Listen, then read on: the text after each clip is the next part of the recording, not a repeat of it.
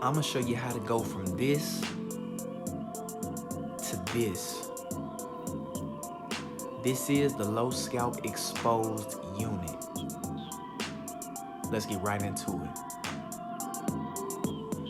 Analyze their areas of recession and then you bald out accordingly. You can see he has a shadow on his head. That's from SMP or scalp micropigmentation. People with scalp micropigmentation can get hair units. It's no problem at all.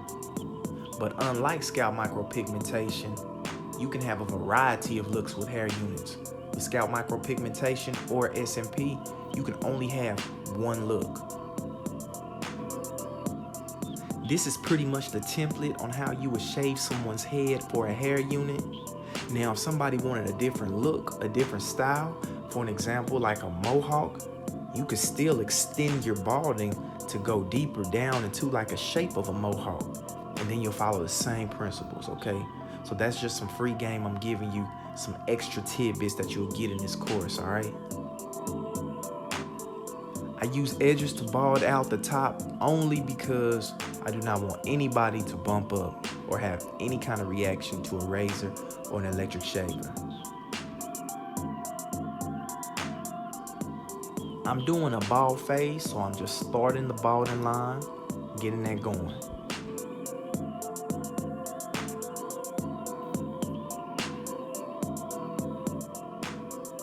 Now I begin to gently fade the transition areas. This is very important, okay? That's the transition from the real hair to the unit hair. So don't neglect this step, okay? If you neglect it, it will have a blunt look and it won't be a smooth transition. I've done it before, trust me. So you don't have to fade it perfect, but you still want it to be faded enough, okay?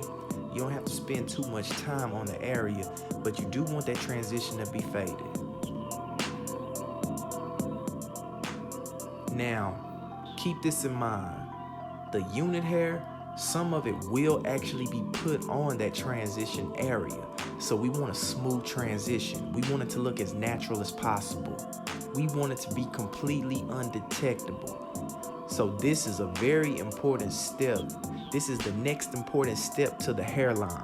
The hairline is the most important aspect of a hair unit. The transition area is second, okay? When you get those two things down, nothing will stop you.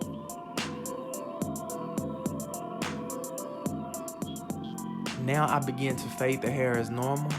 This is pretty much just a normal haircut at this point.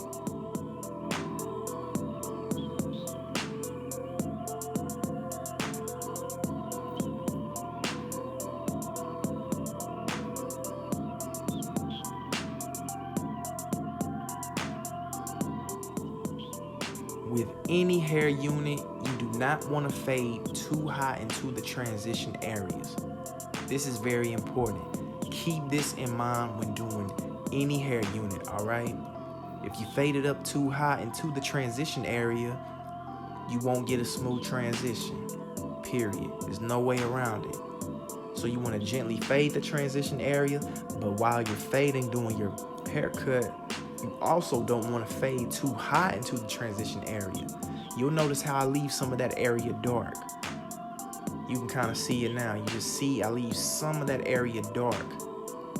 All right, I do that on purpose because I need that transition to flow smooth.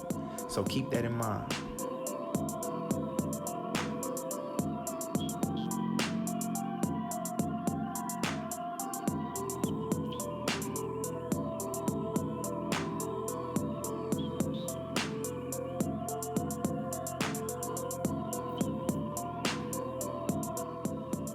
I like to relieve my clients of that itchy feeling after you get a haircut, so I do an express cleanse right before I begin my hair unit process. You can do this or put them in the shampoo bowl. Either way, as long as it's clean, it's fine.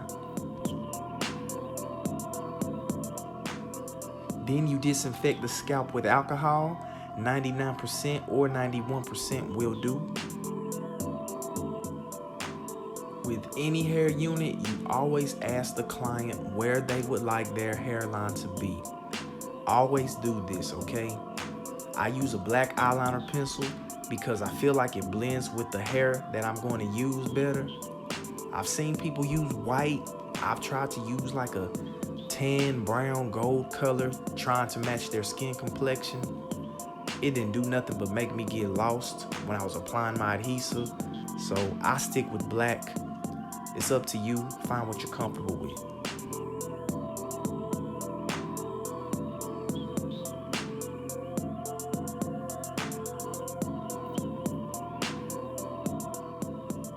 Always make sure your client is pleased where their hairline will be located.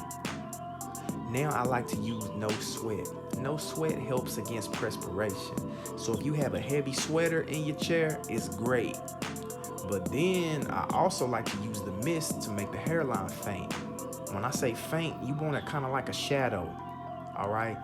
Now, I probably should have left it a little darker, being that he has SMP, because later on, it did get a little challenging for me to see the line that I drew. But that's just something for you guys to keep in mind. Now, these are a couple of adhesives that you can use, Ghost Bond or Chick Bond. Ghost Bond is the most trusted brand, so if all else fails, go with Ghost Bond, okay? Chick Bond is one that you use if you can't find Ghost Bond. But Chick Bond is pretty good. I actually use it on this unit, so it's pretty good. Do not sleep on Chick Bond either, so give both a try, see what you like. Try your best not to overlap the hairline boundary that you drew for yourself, okay? That's very important. So just gently apply the adhesive. Always start with the hairline, then work your way back. You're going to do this for 3 times total. You can do it 2 if you want to, but no more than 3.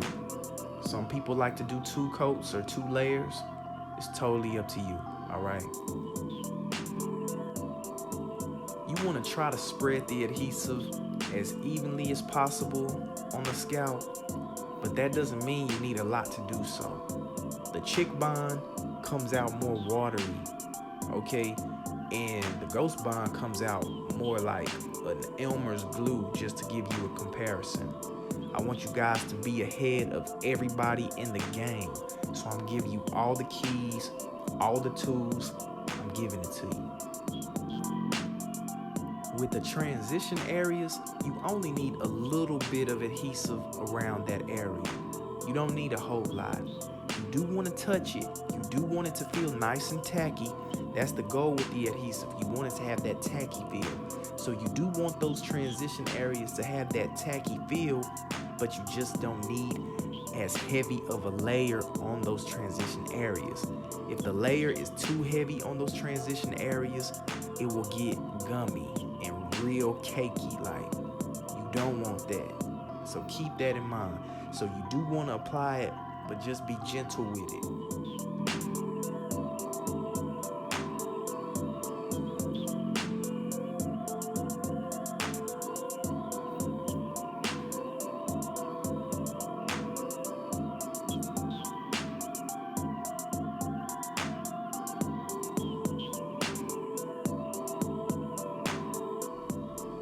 After you're done applying the adhesive, you can let it air dry for 3 minutes or so, or you can do what I do. I like to use the blow dryer on a cool setting and dry it that way. This is not only quicker, but I feel like it's more effective and the adhesive is more powerful this way. It seems to work better when it's blow dried on a cool setting. But you can try it either way. Try it out for yourself. See what you like. As soon as the adhesive has dried clear, go ahead and put your next layer on. It's good. You do not have to wait. That's the beauty of the blow dry method.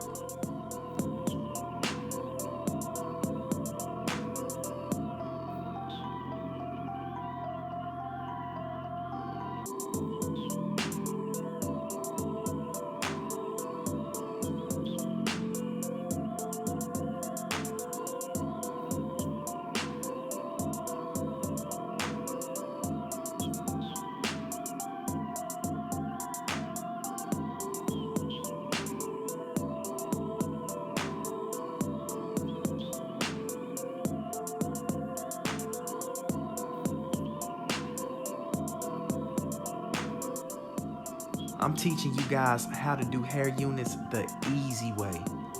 This is going to be so easy for you guys. I can't wait for you to get out there and do this. Y'all stay tuned.